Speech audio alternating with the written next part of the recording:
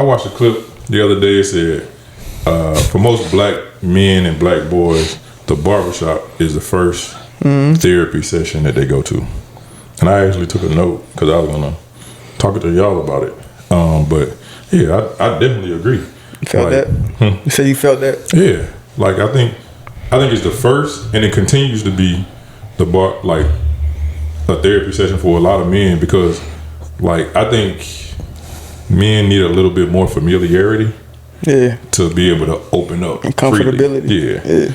Yeah. To open up freely. So I think your barber, like who else other than your barber? You know what I'm saying? Like most people barber is like damn near their best friend.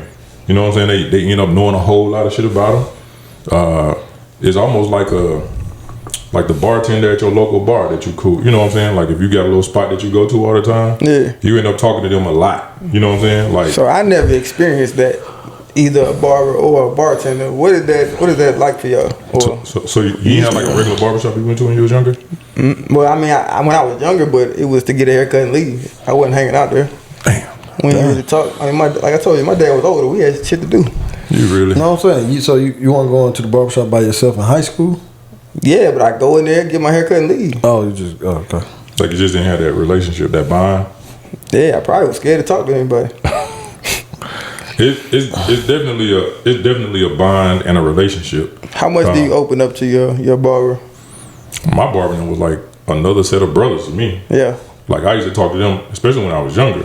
Like I said, when we talked about even last week when we talked about the power of the tongue. Yeah. And we was in the bar. I was in the barbershop talking about like literally like that.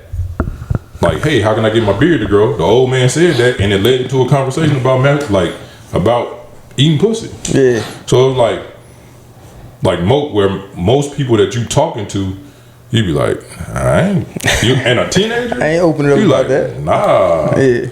My barber was like, nigga, you better start eating some pussy. And I was like, better? Yeah. Yeah, nobody ever told me I need to eat pussy until I was like in college. And that was a teammate. So like now I ain't had trying to help your life. Shout out to him. She's trying to help your life. Help your social life. Yeah, exactly. But and you talk to them like even people go to the barbershop, man, and be talking finances and shit with their barber. Yeah. You definitely talk politics. Me and my barber was cool enough. We talked religion. They talked me out of doing a whole bunch of crazy shit when I was young too. So they were like an extension of my family. Yeah, that's what it sound like. And because it was like how Planet Fitness, like what Planet Fitness, they're a judgment-free zone. Is it? What, Planet Fitness? No, the barbershop. The barbershop. It was, for me, it was definitely judgment-free. Oh. I felt like it's a lot of judgment, even though it's cool to be open and honest, but like it's a lot of judgment to me when I saw in the barbershop. I guess they gonna judge you. I don't know. They gonna talk some shit, but they also gonna give you some game with it. You know what I mean? So I don't know if that's judgment free or not, but you know. See, you go to the barbershop every fucking week. It look like that's a compliment. You feel that? Every week. Yeah. What is it? What does it give you besides the line? Now my barbershop a little different. Cause I'm like the older guy, and they be talking about some bullshit though most of the time, and like now. But like when I was in high school and shit though, the barbershop was the best place, dog. Like the best right and wrong advice you could ever get. Bro, them niggas had me believing. Shout out to my homie that cause you know we was fucking in high school and played football, so these niggas they were younger dudes who were barbers. I mean, they were probably 30s when we was in high school. You know what I mean? But that's a whole lot older when you in high school. Exactly, right? And so them niggas, you know, used to always talk some shit. But they'll tell you about shit they done did. We hear stories about, man, there's a nigga came that bit. Nigga had got attacked by like the police dog and shit. That nigga was talking about that shit and that, bro. We used to hear so many stories. And them nigga actually had me believing that if I drunk like this shit is the dumbest shit. So them niggas like, I know y'all niggas fucking right now. Like, yeah, you know, da. I'm gonna tell you how to last long. I'm like, shit, what's up? You know? Nigga say, man, what you want to do is this is the dumbest shit. Want to get you a jug of water. Yeah. He say you want to put that bitch in the freezer, put some ice in it. No, you want to put it in the refrigerator, put some ice in it. He say, then put it in the freezer. Right before it get frozen, you want to put it in the refrigerator. You drink that cold water, goddamn, you gonna last all day, all night.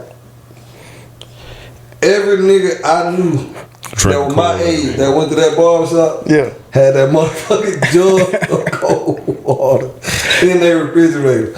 But it was just shit like that, bro, like that I'll never forget. Hey, why not just put the water on ice when you buy Bro, that wasn't the sign to it. Them Alright, niggas cool, gave us the alright. sign. Bet. You need the motherfucker. You gotta take it out you need right that bitch at before it get frozen. Negative 73 Nigga, listen, degrees bro. Celsius. With the thermostat in there. Right. Listen, we used to brag about that shit. My homeboy come to the house and say, yeah, you see that cold water? My shit still got that ice, goddamn. But shit like that, man, it wasn't. So what's some real life advice you got from the barbershop? Like something that was Like, real. Like that's I've seen that could be scientific, but I don't know. But No, definitely not. But I've seen people, come in like I said, I grew up in a different environment, right? Just a real hood environment. And so issues with that was like advice like, nigga, if you if you ride with dope, nigga, don't smoke in the car. Right? If you gonna shoot, nigga, don't shoot with goddamn kids or old people around. You know what I mean? Bro, yes ma'am, no ma'am. They had respect for like older women, shit like that. Shit, one of my barbers had been married one time, right? And they said, the second time, the first time I'm married for love. The second time I'm married for money. money.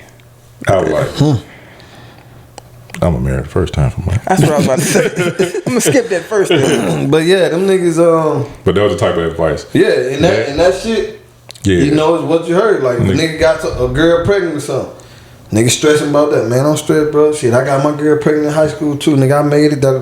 Man, my boy. It was hood advice, but it was right shit. You know what I mean? Bro, when I was in high school, like football and basketball were big in Montgomery. You know what I'm saying? So my barber used to shut down shop and come to the game. Yeah. And be like talking cash shit. But they've been knowing me since I was little. You know what I'm saying? Like my barbershop right down the street from my house too. So I used to walk down the street dribbling the ball and shit. Them niggas like, nigga, your ass better be good. So like when I got to high school, and they would come to the game, they were like, boy, that shit paid off. Yeah. Boy, 'cause you handled the shit out that bitch. Or the nigga, you gave a nigga one move and you were there. Like, and when I was in a barbershop, I ain't never talk about sports like that. Like, they talk sports, but I used to listen. You know what I'm saying? I used to let them do their thing. Cause I was in it. You know what I'm saying? So I used to be like, man, that shit crazy. Yeah. That shit crazy. But then when they used to come, they were like, dawg, we ain't never seen you move like that, dawg. So then my barber was only like 7 or 8 years older than me. So then when me and him used to have a conversation like, where it was just me and him kind of talking, like he cut me up and he just be talking. He was like, hey man, you gotta chill on the other shit, G. You got some. You know what I'm saying? Like chill on that shit. Yeah. Like let that shit go. And I was like, eventually, nigga like, nah. But right now. Yeah, like you need to let that shit go nah. Like you got something, that's what I'm saying. Like you really got something under your belt, G. And I was like, yeah. And I used to talk school shit, but I ain't really, you know what I'm saying, get in depth like that.